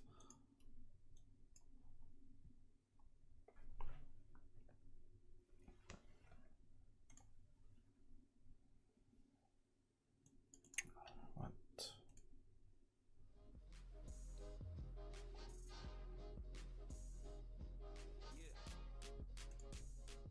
This is Nick with logosbynick.com, and in today's tutorial I'll be demonstrating how you can create this vintage style text poster using Inkscape. And if you'd like to learn more about how Inkscape works, be sure to check out the Inkscape Masterclass, which is a collection of over 50 videos where I go over all of the major tools and features in Inkscape, and I explain what they are and demonstrate how they work. I'll put a link in the description of the video if you want to check that out.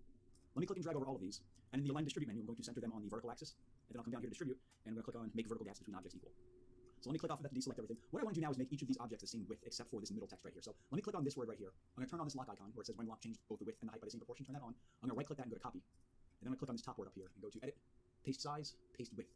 And it's going to make it the same width as the next line. Come down here and do the same thing. Edit, paste size, paste width. We're not going to do this with this middle word here because this word needs to be a little bigger than the others because this is going to go on a banner. And I'll do the same thing down here. Edit, paste size, paste width. And what I will do now is I want to put little lines between these two text items right here. So I'm going to grab the squares and rectangles tool, and I'll just click and drag to create a little rectangle in there. Let me get rid of that stroke by holding shift and clicking the X. I want to make that black. Grab the select tool, bring that down a little bit. These are just meant to be little accent pieces. You don't have to necessarily use these, but I think they make the design just come together a little more. And again, I want to make these the same width. So I'll go edit, paste size, paste width. There we go. Now let me right click that and go to duplicate. Bring this one down here. There we go. Let me bring these all a little closer now. In fact, I want to take this middle text right here and make that even bigger. Right about there. Let me bring these a little closer. Now I'm going to click and drag over all of these. I'm going to do the same thing again. I'm going to center them on the vertical axis and then distribute, make vertical gaps between objects equal like that. Okay, now I'm going to click off of that to deselect everything. Now what I'm going to do is I'm going to work on creating a banner for this word vintage right here. So let me take these objects right here and just hold control and just move them out of the way a little bit. And I'll take these objects and do the same thing. Hold control, move it up out of the way. And now I'm going to grab the squares and rectangles tool. Well, you know what? First what I'm going to do is let me go back to the select tool. Let me click on this text right here and make this white. Then I'll grab the squares and rectangles tool and I'm going to create a rectangle going over the text right there. I'm going to make that black. Grab the select tool. I'm going to send that to the bottom by clicking the button that says lower selection to the bottom. Or what I like to do is just press end on the keyboard, the end key, and it sends it to the bottom. That's good. You just size that up a little better. We want a little bit of padding around the edges, not too much though. And then I'll hold shift and click on the word and just make sure I have it centered up on the vertical and horizontal axis. Let me click on that. Click off of it to deselect everything. Now I'll take just this object right here, just this rectangle. I'll go to path, object to path, and then I'm going to right click it and go to duplicate. And I'm going to make this red, and I'm going to give this a red stroke by holding shift and clicking on the color red. And then I want to send that to the bottom by pressing end on the keyboard. And the red stroke, I'm going to make that a little thicker. I'm going to come up here to the stroke style tab. I'm just going to increase the size of that. I'm going to grab the control D and power ribbon. So let me take these text objects right here, selected objects, or you could just, I want this shearing of the words here. So let me grab the squares and rectangles tool again. I'm going to click and drag, and now it's handles, which will allow us to either rotate or shear the object. I want this shearing handle. I'm just going to click and drag that up a little bit. Oh, okay, that's how he makes it look like that. And now it's time to create kind of like a frame or a border going around the words here. So let me grab the squares and rectangles tool again. I'm going to click and drag to create a rectangle going over all of those words. I want to give this a black outline, so I'm going to hold shift and click on the color black, and I want it to have no fill, so I'm going to click on this red X to get rid of the fill color. And I want to make that border a little thinner. I don't want it to be that thick. I'm going to try maybe 8 pixels. That looks pretty good. Okay, so let me go back to the select tool. Let me convert that to a path by going to path, object to path. And then I want to hold shift and click on the text objects just to make sure we have it centered up on the horizontal and vertical axis like that. Now let me click off of that to deselect everything and click on just this rectangle right here. I'm going to go back to the nodes tool, the edit paths by nodes. Click and drag over these top 2 nodes, insert a new node in there, and do the same thing down here. Take those 2 nodes and put a new one in there. Now what I want to do is grab just those two nodes right there, click and drag over both of those, and up here in the tool settings, you're going to see show transformation handles for selected nodes. If I turn that on, it's going to give us scaling handles for the nodes that we have selected, which is going to be useful here, which is what I want. I'm going to hold Control and Shift, and I'm going to grab the scaling handle up here, and just pull this out.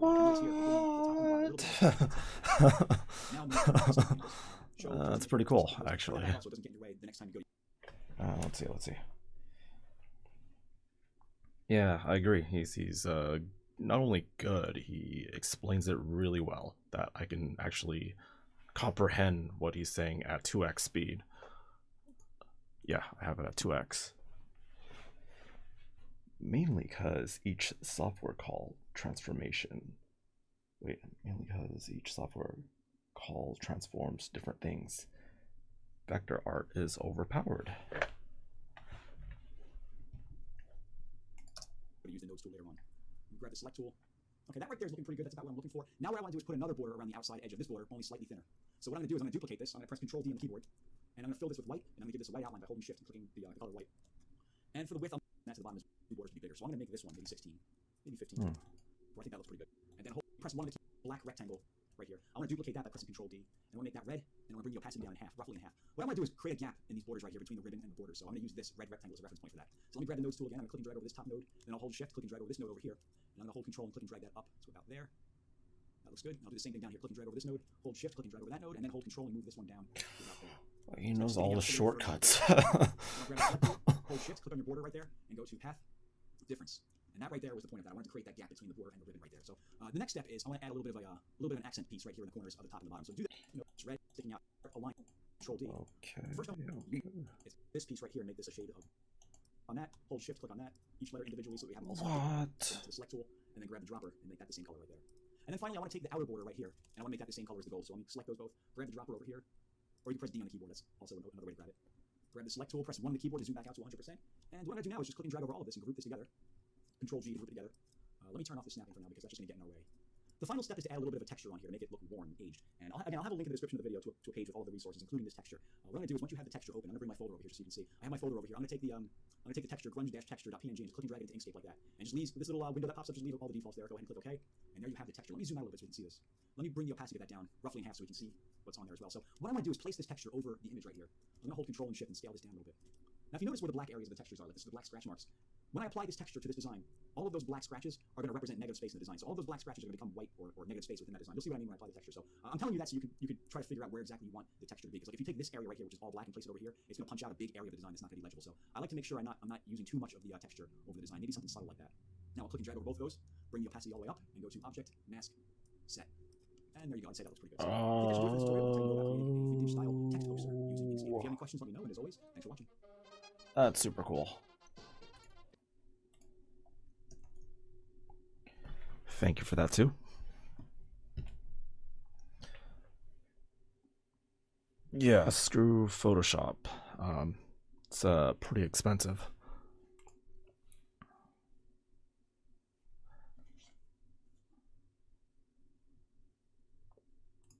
And this little animation, I want to make this text disappear. In order for the text to disappear, I'm going to create two other solid layers, just like the background right here, which I can't click on because it's locked. I'm going to create two layers, one on top of the other, that will make. Although I haven't looked into this yet. Inkscape, does it do animation? Let's see.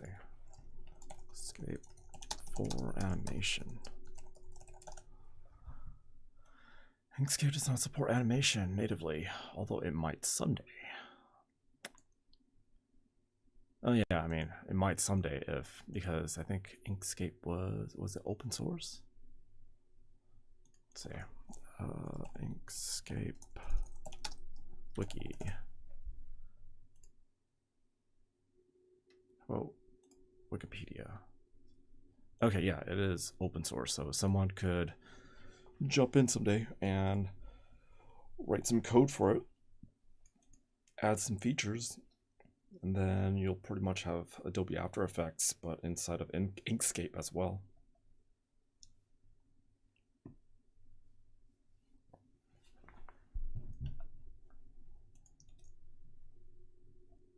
Make it seem like the.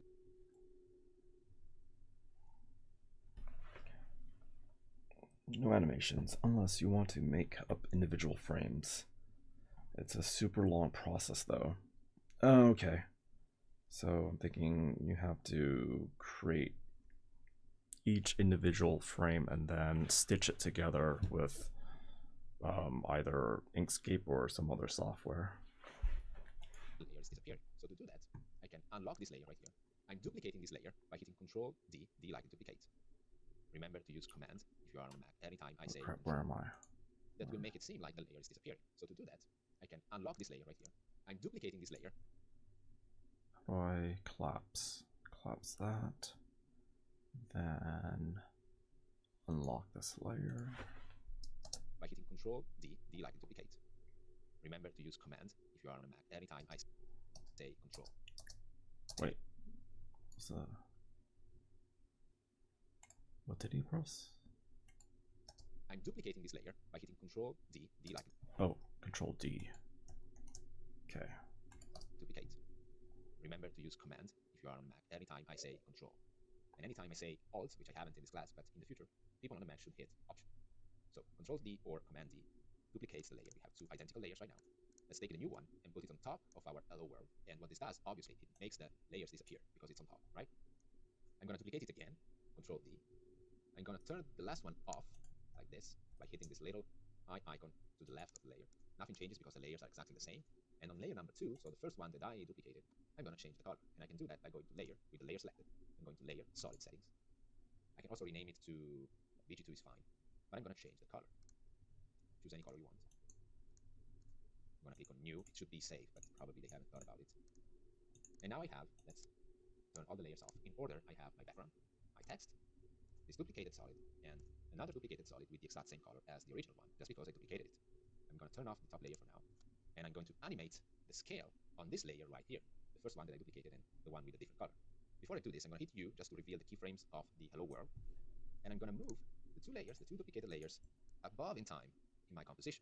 I'm going to put them like a little over 2 seconds after the text is completed. This duplicated solid and another duplicated solid with the exact same color as the original one, just because I duplicated it. I'm going to turn off the top layer for now, and I'm going to animate the scale on this layer right here, the first one that I duplicated and the one with a different color. Before I do this, I'm going to hit U just to reveal the keyframes of the hello world, and I'm going to move the two layers, the two duplicated layers, above in time in my composition. I'm going to put them like a little over 2 seconds after the text is completed. Now I want to do this because these two layers right here are the layers that are going to make my text disappear, and so I want the text to stay on the composition for a few seconds, and then it will disappear. You can jump to the beginning of a layer by hitting I on your keyboard with the layer selected. That's what I'm going to do now. And I'm going to animate the scale of this layer here in order to make it appear from the text. I can open the properties like so, like I did in video number 4, or I can also use the S shortcut on the keyboard, which just opens up the scale. Now, I want this layer to appear from the middle to the edges, so I want to animate its vertical scale. And to animate just the vertical scale, I'm going to unlink the two scale numbers with this button right here. Once that is unselected, like so, I can add a keyframe to the scale just to say that at this point in time, something is going to be animated. And that will be the vertical scale of the object, which I'm going to put to 0. We can't see the layer, it basically disappeared, just because it's very much laying right here with a 0 scale, so we're not seeing it. If I move it and like put a 5 or 6 to the vertical scale, you can see that it starts to appear. I'm going to put it to 0 for now. I'm going to go ahead like 1 second or a little more than that. I'm adding a new keyframe, and I'm going to put this vertical scale to 100. Now what this does, basically, it tells After Effects that at this point in time, the scale was 100 and 0, and then the second property of the scale changes, and at this point in time right here, the scale is 100, 100. And if we go back and preview the entire video, that's what we will see, a text appearing, and then something that makes it disappear.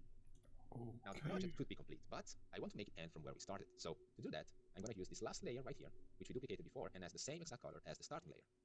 I'm going to move it a little further in the animation, not a lot. It's best if it starts where the layer below is still animating, so in between the two keyframes. And what I want for this layer here is to do the exact same thing as the layer below, as this layer right here.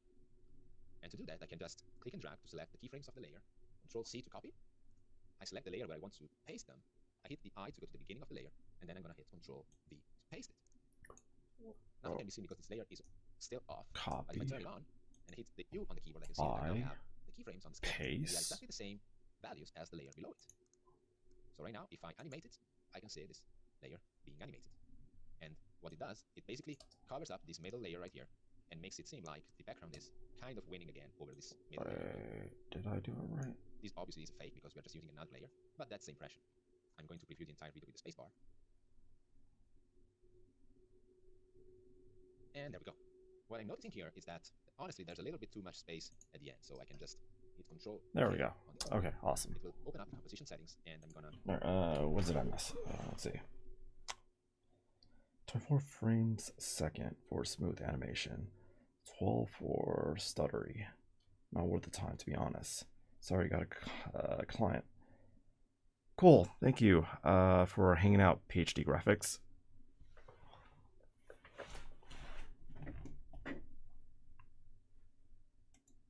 Change the duration from 10 to something like 8 seconds.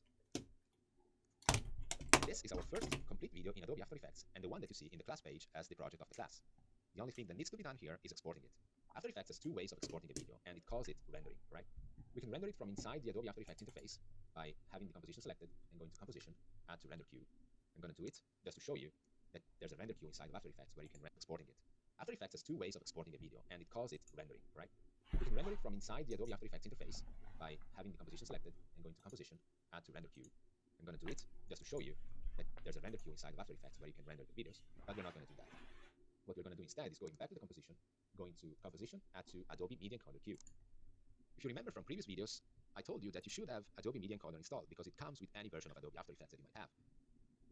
Adding composition to the queue in Media Encoder will open up Adobe Media Encoder, which I already have open down here, and it will add to this queue here the composition. It will probably take a while, a few seconds, but then we will see the composition appear here. There we go. I'm just going to grab this canvas to make the cube a little bit bigger. Now I'm using Media Encoder instead of the render queue in Adobe After Effects. That's because I think that Adobe is slowly pushing its users to use Media Encoder for everything. Media Encoder is also the software that you use to export videos from Adobe Premiere Pro, for example. And basically it has a lot more options than the standard render queue in Adobe After Effects. So let's jump back to Adobe Media Encoder. And here you can change the properties that you want to keep to the final video. I'm clicking on Match Source, Height, Bitrate. It opens up a window where I can set up a few parameters. I can set the format. H.264 is fine. Otherwise, if you see something else here, just click on the drop-down menu and choose H.264. As a preset, I'm using high quality 1080p HD, which is basically, I can set the format H.264 to the final video. I'm clicking on Match Source, Height, Bitrate. It opens up a window where I can set up a few parameters. I can set the format H.264 is fine. Otherwise, if you see something else here, just click on the drop-down menu and choose H.264. As a preset, I'm using high quality 1080p HD, which is basically a preset to export the composition that I was working on, because as you can guess, it has the same width and the same height. 1920 by 1080 down here is fine. The audio is fine. You can also click on the single panels right here to change the single properties. I can go down the video panel and change the bitrate, for example, from 20 to something more usable like 5. It gives you an estimated file size at the bottom. And here where you have your output name, if you click on it, you can choose the path where you want to save your video. By default, Adobe Media Encoder creates a folder in the same folder where you have your Adobe After Effects project saved. In this case, where I have the 05 Hello World saved. And Adobe Media Encoder creates this folder called the same name, underscore AME, which stands for Adobe Media Encoder. I'm not going to save it in there. I'm just going to go back to my project folder, and I'm going to save it into the render folder as 05 Hello World is fine, MP4 is fine. So we have everything set up. You can preview the video from down here, and it's showing us what we did. Depending on your computer performance, you might not be able to see it very well inside of this, but it's okay. Click OK, and then you can click on this play button right here to start the queue. So let's just click on Start Queue, the play button. This is going to be pretty fast because the project is very easy, but this process can take a while. It can even take hours depending on the video that you're working on. And there we go. It's done. We have our first video ready. I'm just going to find it in my desktop inside the class folder, 05 Hello World render. And there we have it. I'm going to open it.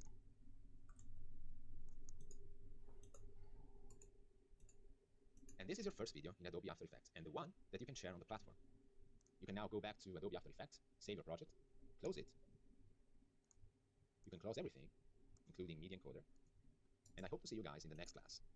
Thank you guys for joining this class. I hope you enjoyed it, and I hope it was helpful for you. For those of you who had a little bit of experience in Adobe After Effects, this class was, of course, very basic. I have other classes available, and if you check and I don't have them already, you can check in a few days. They will probably come. They're coming. And for those of you who were very new with Adobe After Effects, I hope that you can at least now animate basic things like we've seen before. Remember to text me on the platform if you need anything. Thanks for joining this class again. I hope to see you in my other classes. Bye-bye. All right, let's leave. This guy deserves at least 4 stars. No. I'm gonna get my certificate. Sweet.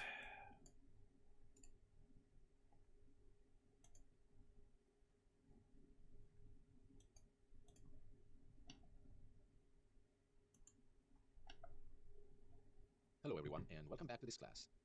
Now that we have a little overview of how the After Effects interface looks like, and I'm going through it right now, but you already know it from previous videos, let's take a step back and define what an animation is. We will do this because After Effects basically deals with animations. And I'm not talking just about moving things, but also animating properties and effects and anything really. You can animate the amount of blur that you put to an image, you can animate how a mask is going to behave, and we will see it in other classes. So don't think of animations as an object that moves from one place to another. That's not just it. First of all, what is an animation? I want you to think 5 seconds in my exact keyframe in the timeline. Save the project if you haven't done it, so save, fine, save. I cannot do it because I already saved it. You should see your project in your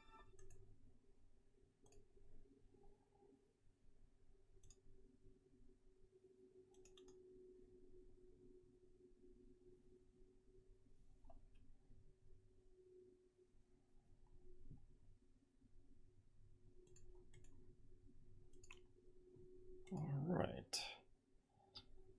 Let's see, what's the stream time? An hour and 50 minutes. All right, I think I'm gonna call it.